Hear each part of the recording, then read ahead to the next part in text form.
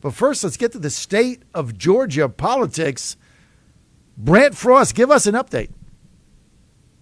Well, thank you very much, John, and good morning to everyone. It is a very interesting time with the Fani Willis indictments expected any day now. She's been dragging this out about as long as she could for as much attention as she could get, squeezing every last drop of that lemon.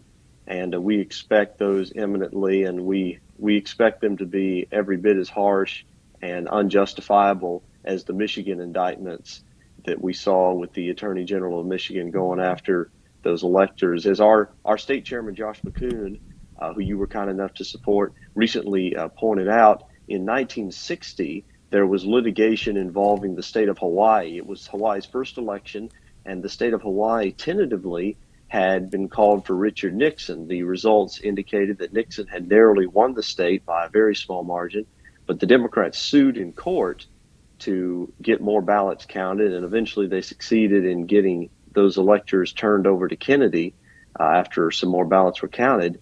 But in the meantime, the Democrats had signed contingency elector documents, and those documents can be seen online.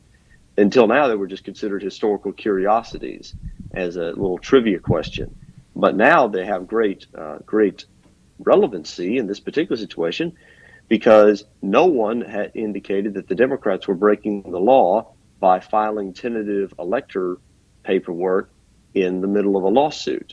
But now, of course, that's a crime against the state worthy of the death penalty if you're a Republican and a supporter of Donald Trump. So it's important to remember that this is not without precedent. This kind of litigation has happened in the past, but it's only a crime when it's being done against the interests of the Democrat Party, not in their interests. You know, Brent, I didn't even know that. No one has told me that. You're the first person that's brought that to my attention. I do remember vaguely the 1960 election that Hawaii was called for Nixon, and then the AP eventually gave the delegates or gave the electoral votes to Kennedy. Now, it didn't matter because everybody knows the story. Mayor Daley stole, Chicago, which stole Illinois, which gave the presidency to Kennedy. So I think, when Illinois went, Hawaii was not going to make the difference one way or the other. It just made it a little bit closer. So, but I kind of remember that. So what you're saying is Hawaii they actually filed an alternate slate of delegates just like they did in Georgia and Michigan, and there was no lawsuit. There was no criminal activity. Nothing happened, right? In fact, they were actually seated. No. Well, yes, not at all. It was considered an issue that had to be resolved through the courts, and then the courts gave the Hawaii Democrats what they asked for, which is more counting of ballots. They wanted more ballots counted, and eventually they succeeded in getting the Nixon margin overturned. This is standard Democratic procedure when it comes to elections that are close. The counting doesn't stop until the Democrats take the majority, and then we can stop counting. It's basic Democrat strategy. It's also interesting how the Republicans have always been the long-suffering suckers until Trump came along. Nixon had the election stolen from them.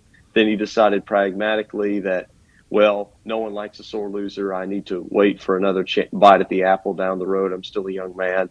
But that never occurs to a Democrat. When the Democrats are behind, they don't care what it looks like. If they think they have any kind of chance at all, they will pile drive you into the ground to get every last vote they need to win the election if possible. So it's a very interesting difference. And you could see how this perception of Republicans as being the good losers is not just a recent thing. It didn't just happen 10 years ago before Trump came along. It's been going on for decades.